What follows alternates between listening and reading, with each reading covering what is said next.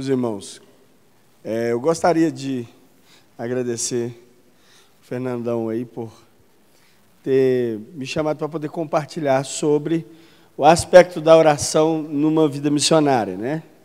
E aí eu vou trocar figurinha com os irmãos dentro daquilo que os irmãos entendem como vida de oração, amém? Antes disso, eu queria vender meu peixe aqui para os irmãos, né? Eu vou pedir depois, no intervalo aí, se a gente consegue distribuir para quem não tem esse panfletinho aqui, que é o panfletinho da Escola de Missões Urbanas, né? Essa Escola de Missões Urbanas, ela começa do dia 1º de setembro e vai até dia 28 de novembro, e ela é uma escola destinada para trabalhar no aspecto da igreja, pensando de dentro das quatro paredes, né? Ela é uma escola de missões urbanas, mas ela pensa o tempo todo em atender a demanda interna da igreja. Então, nós tínhamos um currículo normal, mas nós mudamos totalmente, né? Hoje nós temos, assim, várias matérias que são expedientes de uma vida comum de igreja.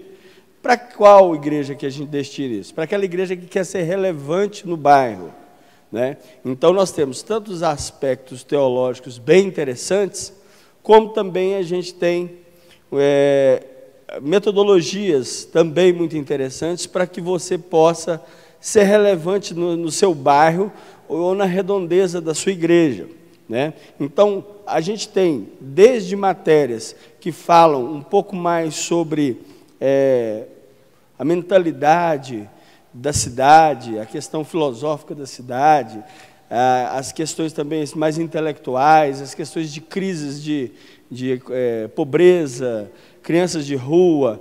Temos um roteiro bem diversificado, mas grande parte disso, dessas matérias, são para metodologias, para trabalhar com a igreja que deseja trabalhar com evangelização nos lares, trabalhar com evangelização no bairro, fazer discipulado de grupos, muito interessante. Então, nessa área de plantar igrejas nos lares, nós convidamos algumas pessoas que têm muita experiência, né? Vai falar, o Ari falou aqui ontem, vai falar na nossa escola, pastor Paulo Mazzoni, o pastor Luiz Fernando Nassif, da 8ª Igreja Presbiteriana, tem o pastor João, da Igreja Comunidade Cristã da Zona Sul, confirmando aí o Jeremias Pereira, pessoas que estão hoje trabalhando com essa visão de ser presente tanto no templo quanto nas casas, né, de uma maneira organizada. Então, assim, é uma escola muito rica, com os professores muito experientes, né? O próprio Nilson Justino, né, que a gente acabou de conversar, e para que você tenha uma aula com professores que são, na verdade, pastores de 20, 30 anos e que estão tendo uma boa relevância na sociedade com respeito às suas igrejas. Então, eu gostaria muito que os irmãos se sentissem convidados, né? Ela é 3 meses, de segunda a sexta-feira, é um investimento. Você fala, não, mas aí eu vou fazer o quê lá, porque eu tenho um curso de fotografia na terça-feira. Irmão, é um investimento no seu ministério. Você tem que levar seu ministério a sério, né? Dia de domingo só, isso aí dificilmente você vai conseguir alavancar seu ministério, né? Se você realmente quer ser uma pessoa relevante, você tem que investir, né? É igualzinho esse cursinho de inglês de uma vez por semana, não vai te levar em lugar nenhum. Você sabe que esse negócio, você não vai falar inglês coisa nenhuma. Se você não investir, esse negócio não vai andar, né? Então, igualzinho esses cursos, para a gente poder realmente ser bênção. Se você não investir um tempo, o valor é super em conta, né? Mas se você falar, irmão, o meu negócio está apertado, não é por causa de dinheiro que você não vai fazer o curso, amém? É muito relevante mesmo para você. Bom, eu queria compartilhar com os irmãos, na verdade, mais prática do que teoria. Mas, para embasar essa prática, eu gostaria de explicar para os irmãos uma palavra aqui que eu achei muito interessante, né, que está em Atos 27, no versículo 21.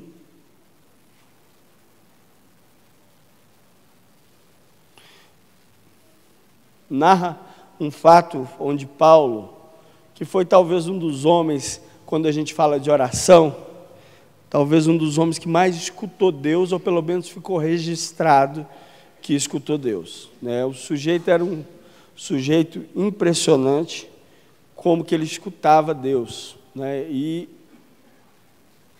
o relacionamento dele brotou já diante de jejum e oração, né? Ele, quando ele caiu do cavalo, literalmente, ele passou dias trancado na casa de Ananias, e ele já entrou no ministério dele, foi o sujeito mais rápido na questão de incursão de ministério, que já chegou jejuando e orando, né? Ele ficou muitos dias jejuando e orando, e ali Deus deu todas as revelações para ele, e ele já saiu ali daquele tempo de incubação ali, de oração.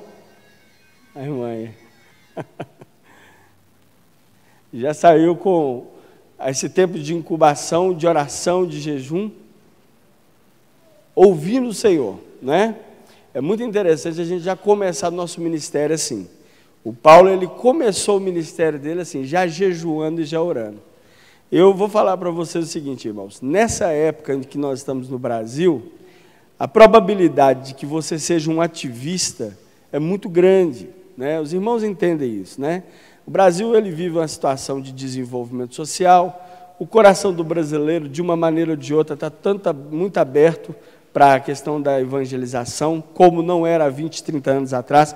Os irmãos aqui, que é da turma das antigas aí, sabem que hoje nós estamos vivendo um negócio que é um mamão com açúcar, né? Então é muito fácil você ser um ativista, até o próprio pessoal da oração. Fácil demais a gente orar no ativismo, né?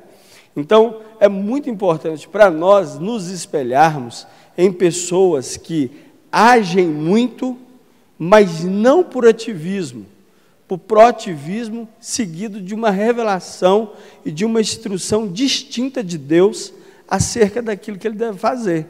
Amém? Os irmãos compreendem isso? Uma coisa é você ser ativista. Aqui, igreja, o que mais precisa é gente para trabalhar, não é? Se chega esses irmãos empolgados aí, o pastor ama, né? Porque o camarada, ele desenvolve. Mas é um perigo, ao mesmo tempo, a gente fazer tudo isso no ativismo, né? De repente, você está fazendo um tanto de coisa que Deus não mandou você fazer nada daquilo. Para isso não acontecer, a certeza que a gente tem é ouvir o Senhor, né? Então, eu acredito muito nesse ministério do jejum da oração. Eu tenho uma prática de oração que não acho que eu sou espiritual, não. Eu acho que eu não sou bobo, você entende? Você entende? Eu não sou espiritual, não sou bobo, porque espiritual é uma coisa que eu não tenho nem tanta tendência para ser, não, sabe, irmãos? Porque eu gosto muito de ideias. Então, assim, eu acho que eu sou mais não bobo do que espiritual. Porque no mundo desse, onde tudo está possível para nós, onde quem tem bons argumentos leva, onde quem tem bons relacionamentos consegue, isso é um prato cheio para você cair no ativismo, né? Não foi nenhuma nem duas vezes que eu me vi caindo no ativismo, mas também não foi nenhuma vez nem duas que o Senhor me salvou do ativismo, me levando de novo para a oração, né? Tem um mandamento, um dos maiores mandamentos da Bíblia, que é o mandamento mais negligenciado hoje, é o mandamento que a gente acha que não é mandamento, porque ele é disfarçado, ele parece que é um conselho. Mas Jesus não dava conselho, Jesus dava mandamentos, que é aquele que ele fala assim: você, quando for orar, entra para dentro do seu quarto, vai para o seu quarto, tranca seu quarto, e lá você ora em secreto ao Senhor, né? Esse talvez é o maior pecado da igreja, é a igreja que não obedece esse mandamento do Senhor. Acha que isso é um conselho, acha que isso é o Senhor falando assim: filho, deixa eu falar para você, sabe o que eu estava pensando? Se for orar, te dá um toque assim legal, você que é gente boa pra caramba, meu filhão, vai lá, entra no quarto aí, ora lá, fica lá um pouquinho comigo, né? Sabe assim, a correria danada aí, a vida, entra lá. Só que, meus irmãos, ele não fala isso, ele fala assim: você, quando for orar, faz isso. ele fala para você entrar. E ontem o Ari falou um negócio aqui muito interessante. Quantos pastores estão vivendo verdadeiramente um ativismo pastoral porque desobedecem isso, porque eles querem resolver o problema da igreja. Nós, missionários, do mesmo jeito. Nós queremos resolver o problema na carne, né? O Rogério Santos, um rapaz que contribuiu muito aqui com o RIB, que é o líder da Jocum Mundial de Oração, ele fala que a metade dos seus problemas seriam resolvidos ou nem existiriam se você tivesse obedecido esse mandamento. O Senhor, você surtiu um problema diante da sua vida, uma opção, seja o que for, a primeira coisa que você faz é contar com a sua inteligência, é contar com os seus contatos, é contar com a sua cosmovisão ou com a sua visão periférica das coisas, e você já pensar inteligentemente como agir ou reagir. E aí que é o maior erro nosso, você já começa errado. Paulo, na Bíblia testemunha que a primeira coisa que ele fez já foi se calar, jejuar e orar acerca daquele problema, né? É tão bom quando você começa a obra de Deus sem dinheiro, porque você já não tem opção, você tem que orar, né? Aí você fala assim, não, Deus, eu estou numa prova fora do comum, não tem dinheiro. Aí Deus, filho, essa é a sua bênção, você não sabia. Você já está sem dinheiro, já te ajudei já, porque você já ia fazer uma besteira. Você vai ter que me consultar. Então, quando você entra para o seu quarto e vai buscar de Deus uma orientação, a tendência é que você erre menos ou quase nada. Porque aí vai depender da sua cultura de ouvir Deus. Porque a gente tem cultura de ouvir Deus, não é? Tem gente que planta muito e constrói muito para baixo, para depois as coisas crescerem, né?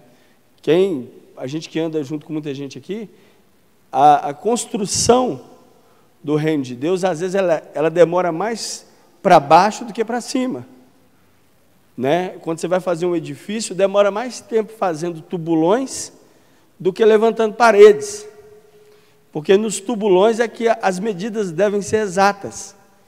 Nas paredes, no mal você derruba a parede. Agora, refazer tubulão, isso aí não tem nem jeito, isso é obra perdida. Então, o que acontece? Hoje nós precisamos compreender que, para nós que somos obreiros, estamos aí investindo no reino de Deus, nós não devemos cometer o pecado do ativismo. Não estou dizendo que a gente vai sair perfeito, não, e olha, sem drama e sem romantismo, Deus nem conta que vai sair perfeito, não é?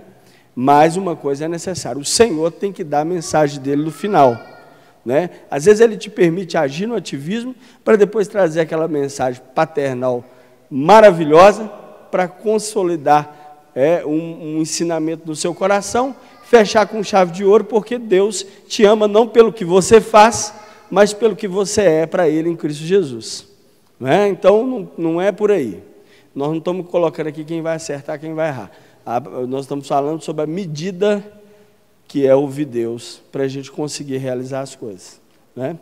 O apóstolo Paulo é um sujeito assim, é um sujeito brilhante, que ele construía mais para baixo, e quando as coisas levantavam, as pessoas assustavam, mas o segredo dele era muito claro, a direção de Deus específica acerca de qualquer coisa, né? E é uma tristeza quando a gente encontra alguns pastores ou missionários, ou evangelistas, seja o que for, qual a função que você tiver na igreja, que o camarada não escuta Deus, né? E acha que isso aí é coisa de pentecostal, né? Mas Deus fala claramente e a gente vê quando que Deus fala com as pessoas, né? Mas no versículo 21 tem uma narrativa de um fato, e eu vou ler para vocês, vai ser até no versículo 26. Decorrido muito tempo, sem se alimentarem, Paulo, pondo-se em pé no meio deles, disse: fora na verdade razoável, senhores, ter me ouvido e não partir de Creta, evitando assim este incômodo a esta perda. Agora, porém, vos admoesto a que tenhais bom ânimo, porque não se perderá a vida de nenhum de vós, mas somente o navio, porque nesta mesma noite o anjo de Deus, de quem eu sou e a quem eu sirvo, esteve comigo.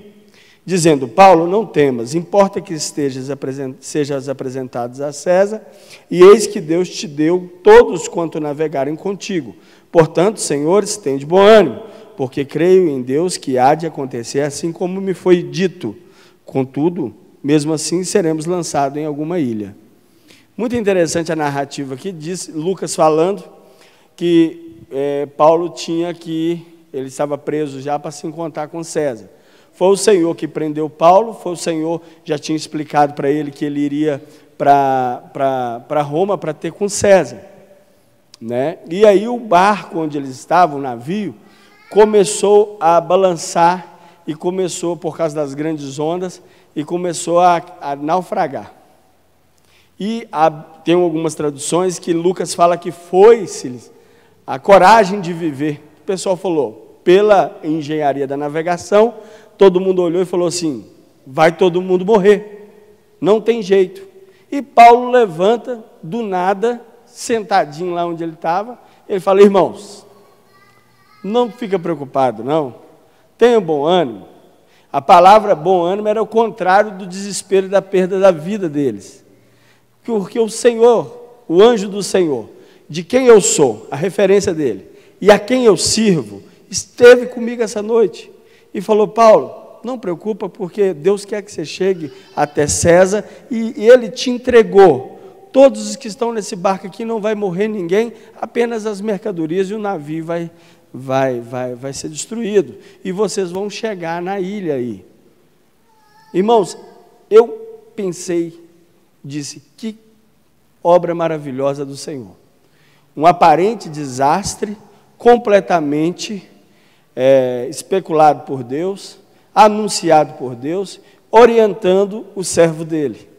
É muito interessante, uma segurança que vem da voz de Deus, num momento tão terrível, onde que o Senhor fala como compromisso de relacionamento de um obreiro dele com ele, e ele deixa e passa toda a segurança necessária, dizendo, não por causa dele, mas por causa do plano de Deus na vida dele. Ele falou: Paulo, olha, você vai chegar até a César, eu quero que você chegue lá. Na verdade, se a gente pudesse resumir todos os versículos bíblicos nesse momento, que se seguirão na vida de Paulo, Deus poderia dizer assim: Paulo, fica preocupado não, que não é agora que você morre, você vai morrer mais para frente, já fechei sua conta lá, você vai encontrar com César e vai ser decapitado, está tudo combinado já, que é assim que você vai glorificar meu nome, não é nesse naviozinho não, pode ficar tranquilo, e esse pessoal que está aí desesperado não vai morrer também não. O Deus que controla todas as coisas falou com Paulo. Agora, meus irmãos, presta bem atenção comigo. Você tem noção do que é você conseguir ouvir Deus no meio de uma prisão, no meio de uma tensão de perseguição? Paulo, no início do livro de Colossenses, ele fala assim, que quando ele chegou naquela cidade, ele não tinha paz, mas por fora ele tinha combate e por dentro temores. Ele combate porque o pessoal queria matar ele a qualquer momento. Temores por dentro, porque a alma dele, a humanidade dele estava afligida. Ele estava numa típica depressão. Ele não estava entendendo nada. O Senhor chamou ele e o pessoal queria passar ele, fechar a conta dele a qualquer momento. Aí ele fala assim: mas Deus que consola os corações dos homens, me enviou a Tito. Ele conseguia ver Deus o tempo todo nas crises dele, dos momentos da vida dele, tinha um planejamento, um mapa perfeito de Deus na vida dele. Então Deus disse para ele: olha, você pode ficar tranquilo que você não vai morrer. Irmãos, o próprio Lucas falou, que escreveu o livro, falou: foi-se-lhes a nossa vontade, a nossa coragem de viver. Ele incluiu, falou: eu não consegui escutar nada. Eu falei: vai morrer todo mundo. E Deus diz para Paulo: você não vai, esse pessoal também não vai, o navio vai dar numa ilha aí, mas eu quero que você chegue lá em César, né? Fica despreocupado. O que a gente aprende com isso, irmãos? Falando da oração na perspectiva da obra missionária, na obra pastoral, na obra que você faz na sua igreja, né? A cultura de ouvir Deus, ela é determinante no seu sucesso quando eu digo desenvolver e desempenhar o plano de Deus para a sua vida, né? A cultura de ouvir Deus é um negócio fantástico. Às vezes as pessoas são convidadas aí pelo pastor Nilson, mas o Fernando, para participarem de oração. E aí o Antoari falou aqui muito bem, que a gente metralha palavras ao ar, né? A gente fala, dá lista para Deus fazer. E quando você vê que isso é o nível mais baixo de compreensão de oração. E pode ter certeza que eu já cometi todos esses erros, eu acho que você também cometeu, né? Você já deve ter desesperado, aí falou um tanto de coisa, que o Espírito Santo, como a Ari falou ontem também, teve que costurar a sua oração inteira. Então, não estou falando de que a gente tem que dar tudo certo, mas que é a primeira fase dessa imaturidade, é quando você fala demais e ouve muito pouco, né? Agora, quando você começa a crescer com Deus, importa mais o que Deus fala do que quando você fala. Os níveis mais pobres de oração é quando você pede muito. É um nível pobre. Você pode conceituar o cara como um neném na fé, né? O cara não para de pedir. Você pode saber um pastor que se preze realmente um camarada altruísta, dada a obra de Deus, você pode perguntar para ele qual a última vez que ele fez uma oração pessoal. Né? Né? Estava conversando com um cara ali sobre uma aquisição de um bem, aí o cara falou, mas você tem que orar. Eu falei, irmão, vou te falar, eu não lembro a última vez que eu orei a Deus pedindo isso, e não vou me ocupar pedindo isso, porque depois do que ele me mostrou, meus pedidos ficam irrelevantes, assim, tem até vergonha de pedir, não é? Se Deus te revela o valor do perdido, suas coisas materiais, simplesmente você não pede mais. E aí você começa a se enquadrar num outro movimento da Bíblia, que é o movimento dos cristãos, né? Que você faz diferente dos ímpios e dos pecadores e dos publicanos, porque Deus fala assim, essas coisas, quem fazem são os publicanos, correr atrás de salário, correr atrás das coisas, como se a obrigação de conseguir tudo fosse na força do braço, não é? Se nós somos inseridos na família de Deus, a questão e a ênfase do negócio é que faça a minha obra e eu faço a sua, se você tem alguma obra para fazer. A sua obra vai fazer o quê? O seu casamento, né? Colocar o arroz, o feijão na lata, aquele negócio todo, pagar o aluguel, isso aí Deus falou, pode deixar que eu resolvo. Eu cuido dos passarinhos, não vou cuidar de você. Não é? Eu visto lá o lírio, não vou vestir você? Que coisa estranha é essa? Mas a questão é se você faz o que ele falou, se você esqueceu. Isso é um nível baixo da oração, né? Quando a gente pede muito por nós, né? É uma visão muito minimizada do reino de Deus. E Paulo, meus irmãos, eu não sei, eu duvido. Talvez a última oração que esteja relatada que Paulo pediu por ele mesmo, foi quando ele pediu para Deus remover o espinho da carne dele. Porque o resto das orações que estão escritas no início das cartas, são só orações altruístas. Altruísta quer dizer contrário de egotistas, não são para ele, não são voltadas para ele, não tem a necessidade dele, é tudo para o reino. Lê para você ver as orações de Efésios, de Gálatas, que orações maravilhosas. Mas todas elas apenas para o reino de Deus. Você não vê ele pedindo nem um chinelo havaiana, né? Você vê ele pedindo o pessoal para trazer a capa dele, para fazer aquilo. O sujeito é muito modesto. E as orações dele são todas orações para o reino. Eu falo isso porque você deve agora refletir quais têm sido as suas orações, né?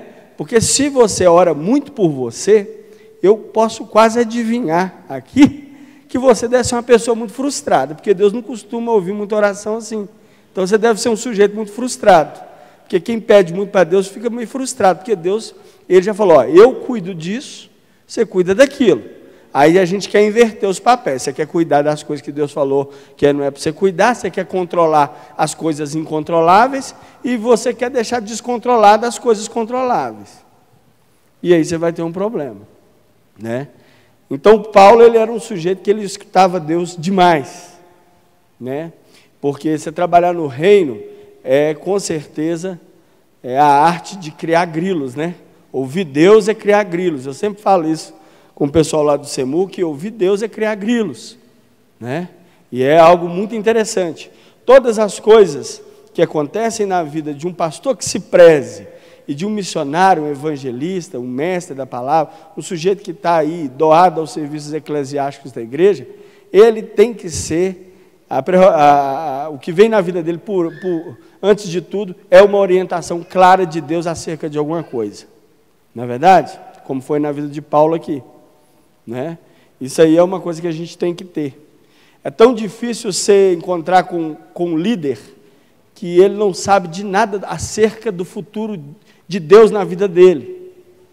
Deus que não dá direção nas coisas. É muito complicado você encontrar, até você confiar, andar com um pastor assim, com um missionário assim, com um obreiro assim, um camarada que Deus já não escreveu o que vai acontecer.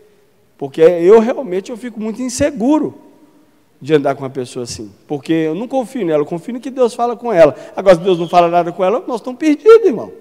Porque era para Deus falar com você, ué. Aliás, a única vocação que você tem é de ouvir a Deus. E se você não consegue ouvir Deus, é um negócio muito complicado. Eu estava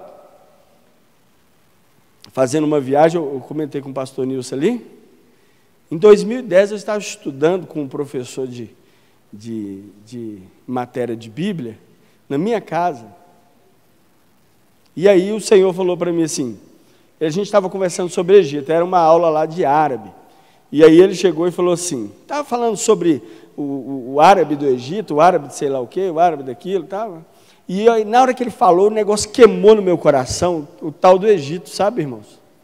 Eu olhei para aquilo ali, eu falei assim, gente, mas que lugar violento, esse lugar. E eu falei, e lá, como é que são os crentes lá? Ele falou, irmão, os crentes lá são assim, assados, vivem no lixo, passa humilhado, parará, mais de 800 mil egípcios vivendo no lixo. Eles são o pessoal, a escórnia da sociedade. E aquilo foi queimando meu coração, e eu fiquei tribulado, já tinha esquecido da aula. Porque evangelista é assim, né, irmãos? Evangelista só pensa nesse negócio, né? E aí o Senhor falou para mim assim, 2014 você vai no Egito. Aí eu falei assim para eles assim, estava minha esposa, presbiteriana, que presbiteriana não custa ouvir Deus, sabe, irmão? Tem que ser umas 3 vezes, você tem que apertar para ver se ela escuta, sabe? Aí eu falei assim, 2014, Deus falou que nós vamos no Egito. Ela foi e me repreendeu, irmão, você acredita? Ela falou, você está doido? Nós nem chegamos em Moçambique, você já está apelando aí, já falou que Deus falou, Deus não fala assim, bolado, um negócio em cima do outro, não. Eu falei, se foi Deus, se não foi, não foi. Ué. E aí, irmão, desde 2010 até 2014, eu orei. Falei, o Senhor falou que eu vou. Deu 2012, irmão, nem cheiro de Egito tinha, não tinha nem assunto, não conseguia conhecer ninguém, irmãos. Só vi aquele povo fanático que vai lá para Israel, né, aquele fanatismo louco lá deles. Falei, eu não vou nessa turma aí, não. Né? É lógico que tem exceções, né, irmãos? Mas tem uma turma pesada lá. Eu falei, não vou não, eu vou querer saber de pirâmide, não, eu quero saber dos rapazes lá, o pessoal que não converteu. E não achava essa turma que ia para lá. Aí deu 2013, irmãos, eu voltando de Moçambique, que eu morei lá um tempo lá, e aí eu fui no pastor Zezinho do Bereia, e fui lá porque ele foi levantar uma oferta para mobiliar a minha casa. E aí eu fui contei o caso para eles e tal. Acabou, aquele tanto de gente vai conversar com a gente, e a mulher ficou lá no canto. Aí eu fui atrás dela, do nada, assim, sabe, irmãos? Cismei de cumprimentar a irmã. Né? Cheguei, atravessei o treino, fui lá, e aí, irmã, como é que você está? Paz do Senhor. Tá? E aí, o que você achou? Nossa, que benção. Começamos a conversar. Falei, e aí, você está aí agora? Eu falei, estou agora, aquele negócio todo, fui conversando. Aí ela falou assim, mas como é que é as casas lá que você trabalha? Eu falei, irmã, olha, eu estou com uma palavra no coração, eu já tenho 4 anos, e eu vou lá no Egito, o Senhor falou que eu vou ano que vem.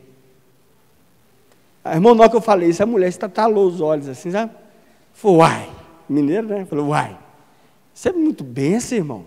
Eu vou falar que eu vou lá muito no Egito, conheço um egípcio, conheço isso, conheço aquilo, meu coração quebra por aquele povo. E eu preciso demais ajudar aquele povo. E ela é uma mulher bem de vida demais, irmão. Uma advogada muito bem de vida, ela e o marido dela. E eu falei assim, uai, então nós vamos conversar, ué. Aí ela falou assim, vamos lá, ué. Então eu falei, então vamos lá em casa domingo. Tem um outro irmão que morou, amigo meu, morou lá no Egito, que é o Paulinho do Egito, até foi lá na Alfiômega. Já chamei ele e já juntei os irmãos lá na casa, lá. Na hora que eu cheguei lá, a irmã falou assim, só de, como é que chama, de milhas, eu já pago a passagem da sua mulher e a minha, e hotel para deixar na nossa conta, agora você se vira. Eu falei, Jesus, tem tá dando, né? Você falou a visão para minha mulher já vai, minha mulher nem cria, ela que vai? Eu falei, você não cria, você fica, eu vou, raça. Aí parece que Deus quebrantou o coração da irmã lá, sabe? Aí passou uns dias, a irmã falou, Deus mandou o dinheiro, ganhou a ação lá e paguei tudo já.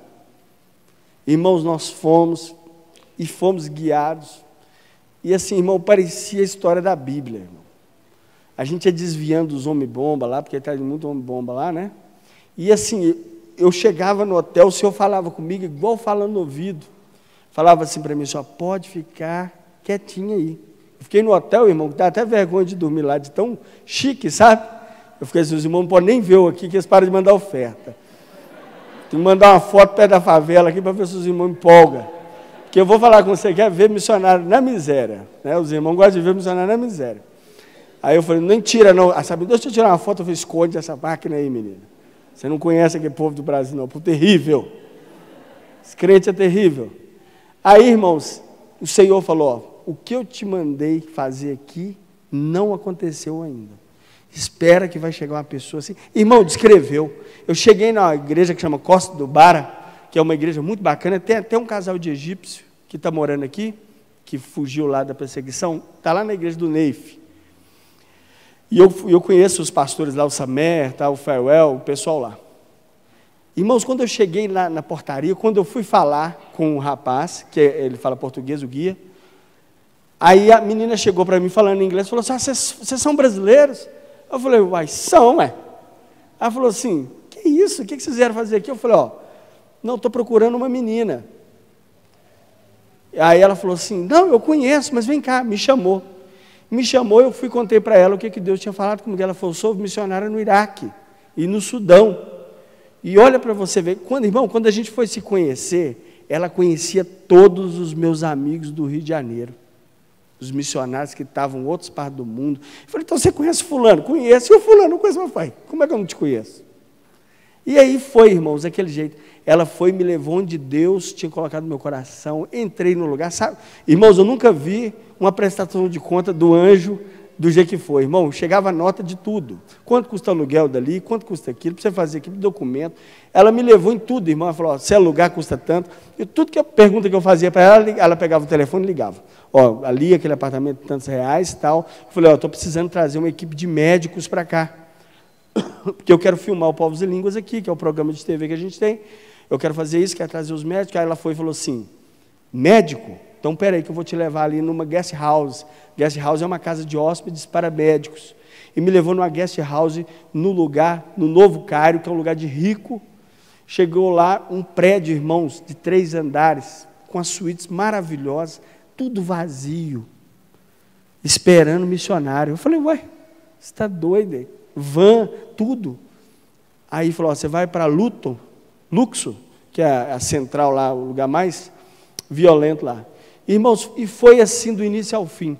Agora, o final da história. Eles estão vindo aí, uma menina, Deus falou comigo, eu fui na menina certinha, ela trabalhava com homeless lá, que é aquele tipo de pessoas, meninos de rua, e ela vem agora para o Brasil, vem uma gangue lá dos egípcios para cá, e já vão começar a ser treinados no SEMU, e a gente já vai começar a trabalhar lá no lixão, do jeito que Deus falou. Entendeu?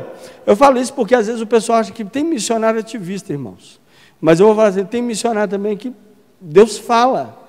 E essa é a prerrogativa, tanto de missionário quanto pastor. É ouvir Deus, né? E ouvir Deus é criar grilos, né? Se você quer andar com Deus, você tem que aprender a criar grilos, né? A história do criar grilos é o seguinte. O camarada estava numa praça, tipo a Praça 7 ali. E esse camarada, ele estava conversando com a menina, aí ele falou assim, você está ouvindo? Ela falou, ouvindo o quê? Um grilo. Ela falou, grilo aqui na Praça 7? Tem de carro buzinando, gente xingando, vai que é barulhada danada. Como é que você quer escutar um grilo, meu filho? Você é doido? Ele falou, não, tem um grilo aqui, ó. Aí ela falou assim, como? Ele falou, tem um grilo. Aí ela saiu, o sujeito saiu andando assim na beira do prédio, assim, aí na quininha ele foi, pegou o grilo. A mulher riu e falou assim, uai, você está doida? Como é que você ouviu um grilo no meio da Praça 7? Aí ele falou assim, não, você sabe por quê? Porque eu tenho um criador de grilo lá em casa. Eu tenho uma estufa cheia de grilos. É meu hobby de estimação, criar tipos de grilos diferentes. Então, eu escuto, todo dia, eu conheço esse som de longe. Então, quando chega aqui na Praça 7, no meio do barulho, eu escuto. Então, meus irmãos, oração é criar grilos. Ouvir Deus é criar grilos. Se você não cria grilo, irmão, no meio da tensão, no meio de um barco caindo, afundando, igual o Paulo aqui, você dá uma de Lucas e fala, vai morrer todo mundo. Agora, se você cria grilo, no meio do barulho, você escuta o grilinho baixinho falando. Você escuta baixinho, Deus fala, eu não estou nesse negócio. Eu estou nesse negócio, sai, entra, não vai, fica tranquilo, fica em paz. Porque na hora que o turbilhão de emoção toma seu coração, você não consegue discernir, não é? Nós estávamos lá, estava o Hamas, estava explodindo, um tanto de gente lá no Egito, né? E aí um colega meu chegou para mim e falou assim, Breno, eu ontem, uma bomba até que saiu no jornal aí, dos homem-bomba lá, saiu no jornal daqui. E eu estava lá, eu estava na época da Copa do Mundo, eu estava lá. E aí ele falou, Breno, você tinha que ver, eu fui no lugar, e quando eu pego uma turma de meninos americanos, que estudam em colégios americanos, eu dou aula de futebol para eles e evangelizo. E aí quando eu cheguei, esses meninos não estavam lá, o ônibus não estava lá. E aí chegou um carro, e o cara me chamou e falou assim, vamos embora, você não vai pegar o ônibus aqui não. Ele falou, mas por quê? Ele falou, não, porque ontem, na hora que você saiu daqui, explodiu uma bomba. Essa bomba, a pessoa já tinha descoberto que você é missionário. E aí, meus irmãos, nós recebíamos a marcação para ir lá na, tipo, Águas de Mara, aqueles lugares lá da igreja, lá da Bíblia, lá, aquele monte lá onde é que Moisés recebeu os mandamentos, e a gente marcava para ir, o Senhor fechava o coração da gente, e eu falava assim com essa irmã, falou, não vão lá não, porque eu não estou sentindo a gente lá não. A gente naqueles lugares assim, o Senhor falou, não vai lá. E aí no outro dia, o rapaz falava assim, impressionante, né, esse falando de mim, né, esse jovem aí, né, ele ouve vozes do céu, né, porque eles falam assim, né, ele ouve vozes do céu, né, porque a terceira coisa que a gente vai fazer, que o Deus fala para ele não ir, e todas elas o Hamas metralhou.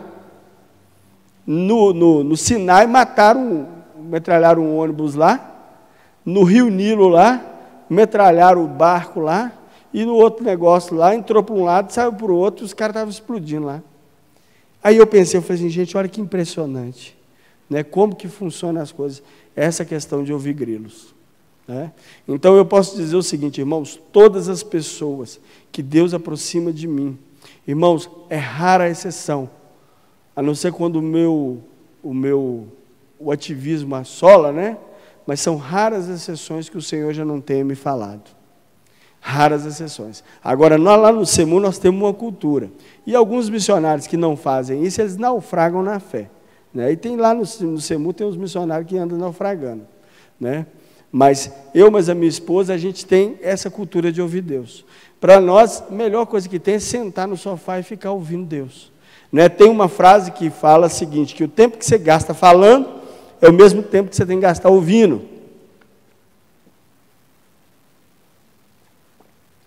Aí a pessoa, ela quer só falar, mas não quer ouvir Deus.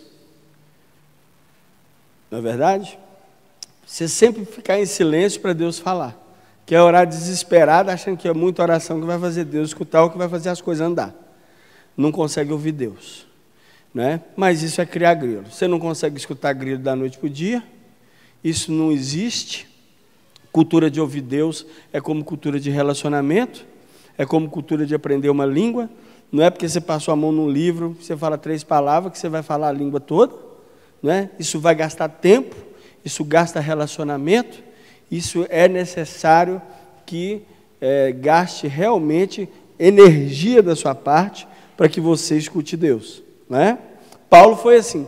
Paulo, ele se trancava em oração, Jesus passava a noite inteira orando, gastava tempo orando. Você pode falar, irmãos, o RIB deve ter cheio de gente assim, né? Que só ora na hora do RIB, né? Só ora quando o RIB encontra, né?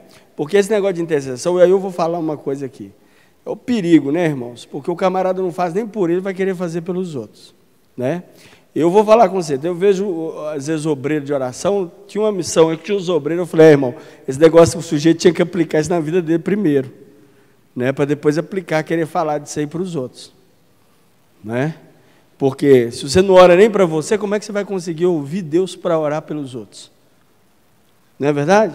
Se você não consegue nem ver Deus te apertando no canto, chamando a sua atenção, falando com você, né? Como é que você vai se pôr entre Deus e outra pessoa, intercedendo por ela? Deus deve olhar para você e deve falar assim, né? Igual eu falaria assim. Uai, mas você está brincando demais? Você não escuta nenhum falando com você, vai escutar eu falando com os outros? Você não está nem dando conta da sua vida, vai dar conta da vida dos outros? Eu estou achando que esse negócio aí está mais para aparecer do que para funcionar. Porque, irmãos, Deus é seu psicólogo, Deus é seu pai, Deus é seu amigo, é seu conselheiro, é seu paracleto, Ele é tudo que você precisar. Se você não consegue aplicar Deus na sua vida, você vai aplicar Deus na vida dos outros, é um negócio meio ridículo. Aí os negócios não funcionam, fica um movimento de homem, né? Eu estou no nível hoje, eu não sei se, eu sou bem mais novo que os pastores que estão aqui, mas eu estou no nível hoje que eu estou morrendo de vergonha. Eu estou assim, Senhor, vocês têm no andar, a vergonha vai ser grande. Porque eu falei que o Senhor falou comigo. Eu falei que o negócio está aí. Eu falei que se o negócio não andar agora, tem que ficar feio, Senhor. Então tem que consultar o coração o tempo inteiro. Tem que ouvir Deus o tempo inteiro. Não é verdade? Um dia um irmão chegou para mim, ontem na verdade, né? Chegou para mim e falou assim, irmão, como é que está a sua vida de oração? Eu falei, irmão, você está doido? Na altura da conjuntura, você me pergunta um trem desse? Como é que está a minha vida de oração? Irmão, eu só tenho vida de oração, irmão, não tem mais nada. Tudo que eu tenho flutua, tudo que eu tenho é uma especulação. Eu preciso, no mínimo, estar de ouvido em pé o tempo inteiro. Não é? Então, assim, isso é que eu sou espiritual, como eu falei no início? Não. É que eu não sou bobo. Porque você mexer com Deus, a obra é de Deus, as coisas é de Deus, você não vai consultar o Deus? Você está querendo ficar envergonhado, irmãos. Você está querendo ficar envergonhado. Né? Na minha questão, que é mais prática. Né? Que a minha questão é muito prática, é a questão de fazer. Então, eu preciso ouvir Deus para não queimar cartucho. Não é verdade? Então, reflita na sua vida. Como é que é a sua questão de criar grilos? Como é que você cria grilos? Né? Ou você acha que gastar tempo... estar com Deus é gastar tempo, ou estar com Deus é empreender tempo? Não é?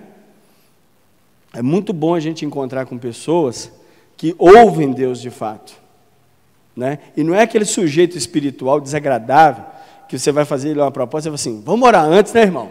Vamos orar antes para ver se Deus está nesse negócio, esse moralismo baixo, entendeu? Vamos orar antes. Não estou falando isso não, irmão, é lógico que todo mundo vai orar, senhor. Mas essa propriedade de ouvir Deus dentro do carro, no farol do trânsito, dando banho no seu menino, lavando panela, no meio de uma confusão, de um barco afundando, conseguir ouvir Deus, né? Um dia a pessoa chegou e falou assim, mas eu não sei se eu sou chamado. Eu falei, com certeza você não é ainda. Eu não sei se eu sou chamado, irmão, você está confundindo. Chamado não é assoviado, né? Ô, fulano, aqui, você está aqui. Irmão, Deus chama. Pode a sua inexperiência fazer você fazer igual Samuel, que precisa de umas 3 vezes para ele te chamar. Mas você sabe que é Deus no final. Então, eu não sei. Eu falei, irmão, está longe. Entende? Então, para o meu coração, para o seu coração, para a gente caminhar com Deus nesses projetos que a gente tem, porque o pessoal de oração é o pessoal de projeto, né? Os projetos Fernando, você fica até com medo, né? É muito projeto, né? E precisa de Deus a todo segundo. Ontem eu tomei uma estada de Deus aí, eu falei, Senhor, mas eu pensei que daqui para lá não precisava te consultar, não, muito pertinho, Senhor. O Senhor já mostrou que é daqui até lá, o Senhor mostrou a direção, mas eu estava daqui até na parede ali, eu pensei que não precisava não, Deus falou assim, mas como não? O negócio é meu, não é seu, você tem que perguntar o tempo todo. Então, não tem nem tempo de você se dar a luxo de pecar, de cismar com o irmão, de arrumar confusão com o irmão. Arrumar confusão com o irmão, né? A gente que mexe com o coração, uma coisa que você não pode ter, você tem que sair correndo, porque aquilo ali trava a sua vida uns 15 dias. Né? Até você resolver aquilo ali, vai uns 15 dias parado, Deus para tudo, fala, não, Deus. Né? E a gente precisa, pequenas distâncias, continuar sendo destruído como se fossem grandes distâncias. Né? O problema de Israel é que Deus falou para Israel que eles iriam até tal lugar, e eles só souberam do ponto final, eles esqueceram da trajetória. Né? O fato que Deus falou que vai te usar, não te dá, né, o luxo de não consultá-lo enquanto Ele não está te usando ainda. Né? Então é um negócio muito sério, muito sério. Eu vou falar para você, eu estou no nível de trauma, acontece uma coisa assim, que eu pergunto ao Senhor, por que o Senhor não me falou, Senhor? O que eu errei? Onde é que eu errei? Por que o Senhor não me falou esse negócio tão difícil assim? Onde é que eu errei? Né, eu estou na época meio traumática assim, né, do meu ministério, né, do ministério do Senhor na minha vida. Eu pergunto para Deus, por que o Senhor não me falou, Deus? O que eu errei para o Senhor não me eu não te consultei, o Senhor não ter me falado? Né, nós perdemos um missionário lá, o pastor Tiago estava lá em Moçambique. Quando eu cheguei em Guarulhos, no hotel lá, recebi a mensagem falando que o missionário nosso tinha morrido. Eu falei, Senhor, o Senhor já me contou tanta coisa, o negócio do meu lado aqui, onde eu errei? Foi o que foi? Foi soberba? Foi o que, Deus, que não deixou eu te ouvir? Um negócio tão sério, eu líder da missão, por que eu não sei disso? Aonde o Senhor quer me ensinar? O que está acontecendo? Né? E essa caminhada sua com Deus tem que ser sua com Deus, não é verdade? Tem que ser sua com Deus, né? E não é essa coisa mística, não, né? De, Deus falou comigo, voltou a falar com Moisés lá no monte, coisa quase cósmica. É extremamente prático, né? Eu vou falar para vocês que, às vezes, eu tenho coisas de ouvir Deus que você não acredita. Eu estou indo no lugar, o Senhor fala assim, não vai lá mais não. Aí eu, bobo, vou, sabe? Eu chego lá, a irmã não está lá. Eu falei, Deus, eu gastei esse negócio aí de Megatrans aí, ó, à toa, voltei, perdi tempo. Eu conversando, o Senhor falou assim, não fala isso não. Aí eu falo, aí o Senhor fala, está vendo? Falei, vergonha aí. Agora tem que aguentar, agora vai embora. Entendeu? Irmãos, aí você vai ouvindo grilo. Né? Época boa na minha vida foi a época de solteiro, né, irmãos? Que solteiro é uma coisa terrível, né? Obreiro, solteiro, né? Eu via a irmã, eu falava assim, Jesus, será que é ela? O Senhor fala assim, não. Aí eu falei, Senhor, mas não é possível. Já às 10 o Senhor fala, não, isso é coisa da minha cabeça. Né? Mas o Senhor, Ele é pai, Ele é amigo, Ele é psicólogo, Ele é tudo na sua vida. Quer te instruir acerca de todas as coisas, que Ele fala que a unção que habita em você, não há necessidade de que ninguém vos ensina, porque a unção que está em vós, desde o início, que é verdadeira e não mentirosa, vos instrui acerca de todas as coisas. Você tem a unção de Deus na sua vida, é a sua bússola, a sua orientação.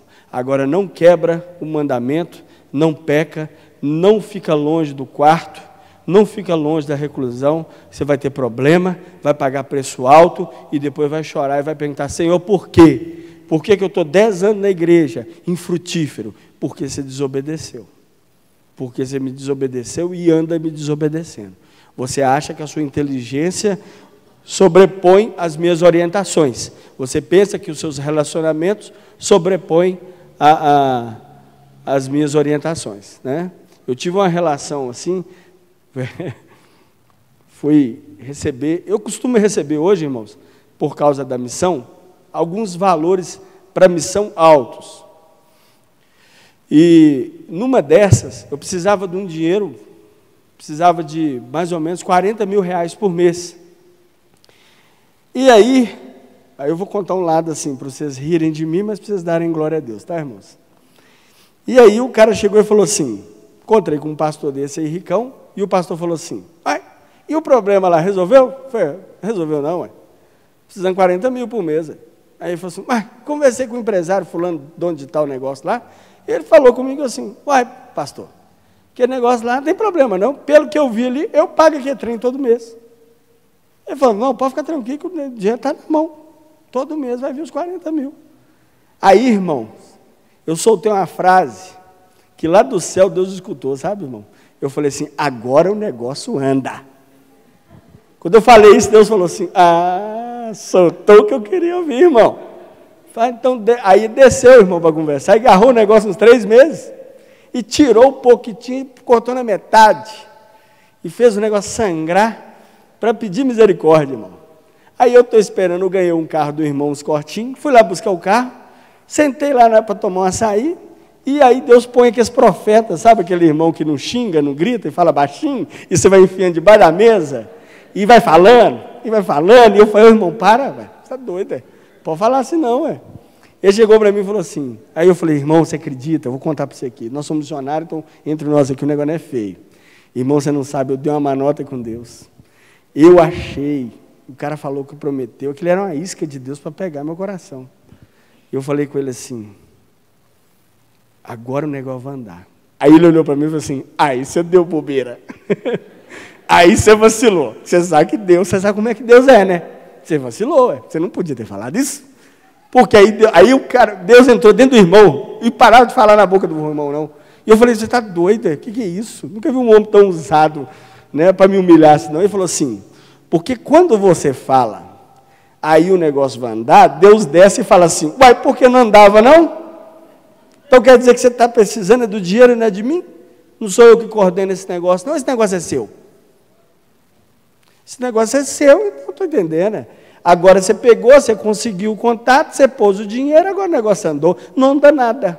E vou tirar, aí ele falou desse jeito assim, e vou tirar o que tem.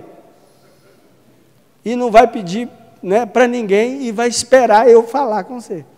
Irmão, aí passei aquela peneira, irmão, uma humilhação. Porque uma coisa é você passar a humilhação do cara te bater, te cobrando 10 mil reais, irmão. O cara me ligava, era cobrando 10 mil, 12 mil reais. Eu falei, não vou nem ligar para o Nilson Justino para ele contar isso para ele, não. Não vou nem contar essa parte negra do negócio para ele, não. Aí eu fiquei, não, irmão, deixa eu falar para você. O cara me cobrando, esquenta a cabeça não, Deus vai resolver esse negócio. Já entendi tudo, pode ficar tranquilo, vai ficar tranquilo.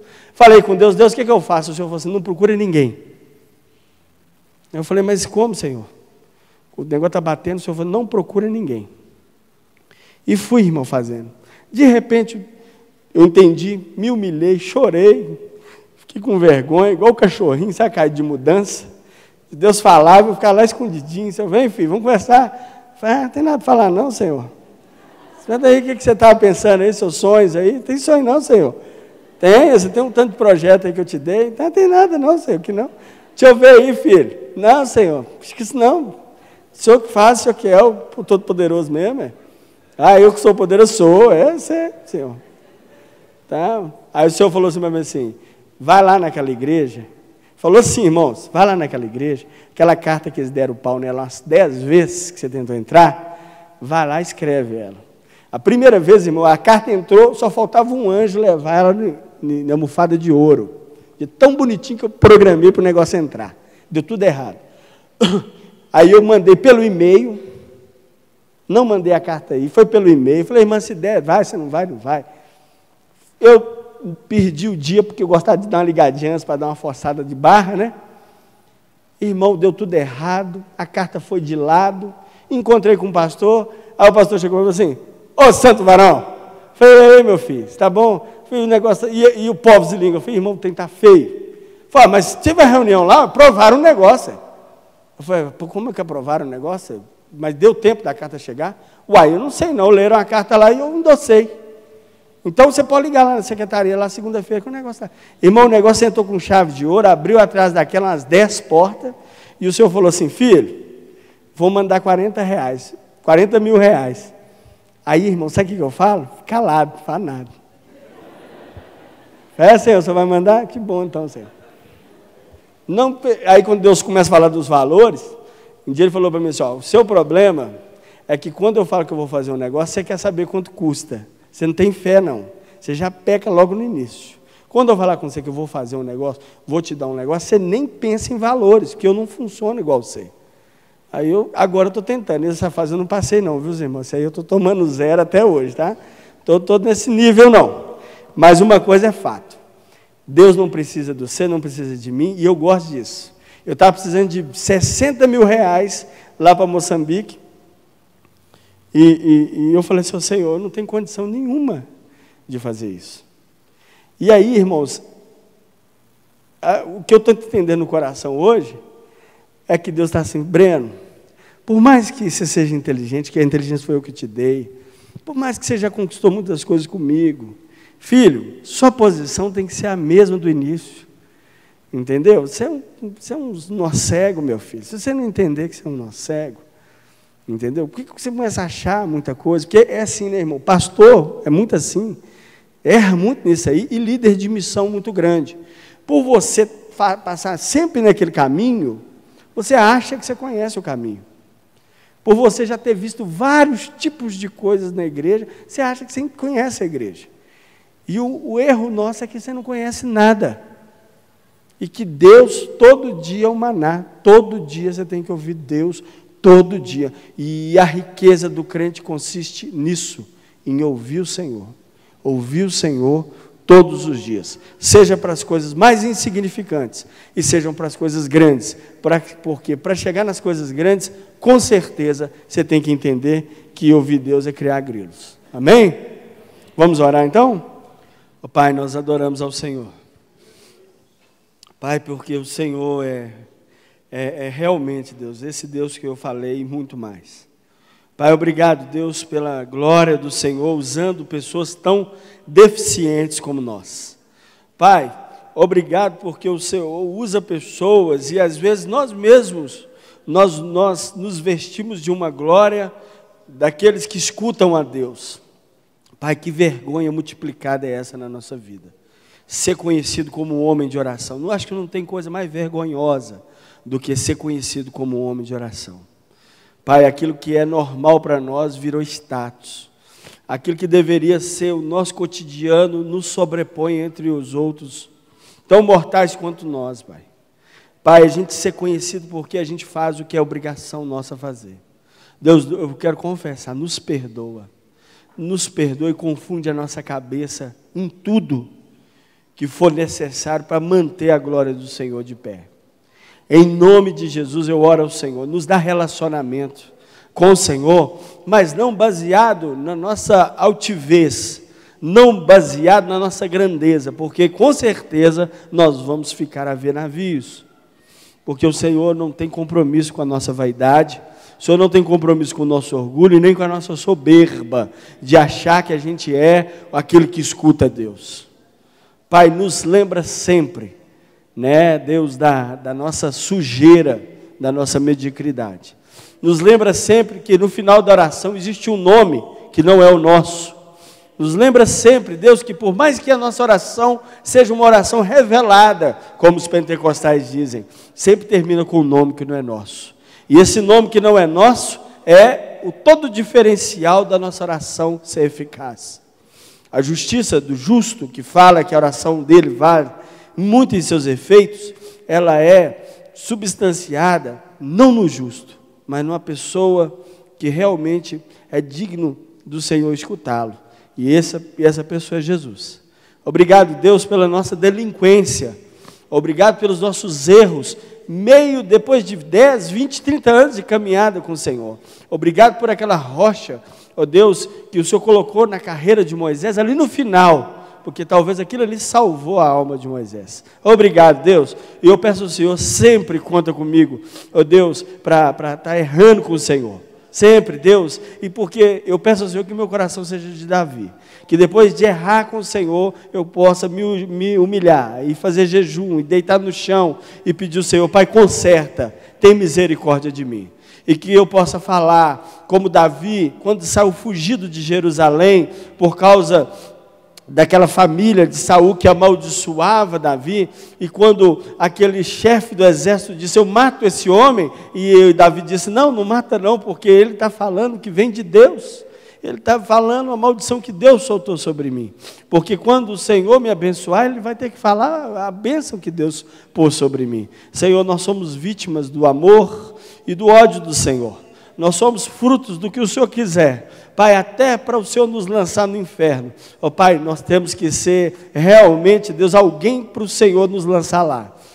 O Senhor é tremendo, Pai, se o Senhor nos jogar no inferno hoje, com certeza, foi a melhor decisão do Senhor. Se o Senhor me colocar nas ruas, a viver como um moribundo, como um mendigo, com certeza o Senhor está certo. O Senhor fez o melhor e ninguém poderia fazer melhor que o Senhor. E se o Senhor me exaltar, nos exaltar, deixar essa igreja reinar contigo, Pai, o Senhor também está certo, porque isso expressa a sua misericórdia em cima da nossa miserabilidade, em cima da nossa mediocridade, e a maior vergonha para mim é ser usado pelo Senhor, porque eu sei que eu deveria ser a última pessoa a ser usado pelo Senhor, com certeza. O Senhor me usar é uma grande vergonha para mim, antes de ser uma grande honra, porque eu sei quem eu sou, eu sei quanto sujo eu sou, para o Senhor me usar. Realmente é uma humilhação que Paulo fala, que somos humilhados e constrangidos por causa do amor do Senhor Jesus por nós. Muito obrigado, que o culto desse RIB aqui hoje,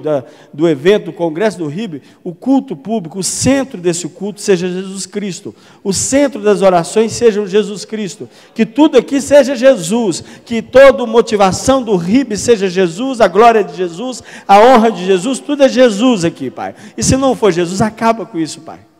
Em nome de Jesus, acaba com isso, acaba com tudo, Pai. Como o Senhor fechou aquelas igrejas, as 7 igrejas lá, o Senhor fechou, o Senhor mesmo abriu, o Senhor mesmo fechou. Em nome de Jesus, eu peço ao Senhor, mantenha o temor do Senhor sobre nós, para que a gente seja salvo da ira do Senhor. Em nome de Jesus Cristo, amém. Amém. Amém, meus irmãos? Muito obrigado, e vou vender meu peixe de novo, hein, irmãos? Escola de Missões Urbanas, os irmãos que desejam trabalhar com o ministério no bairro. Amém? Muito obrigado.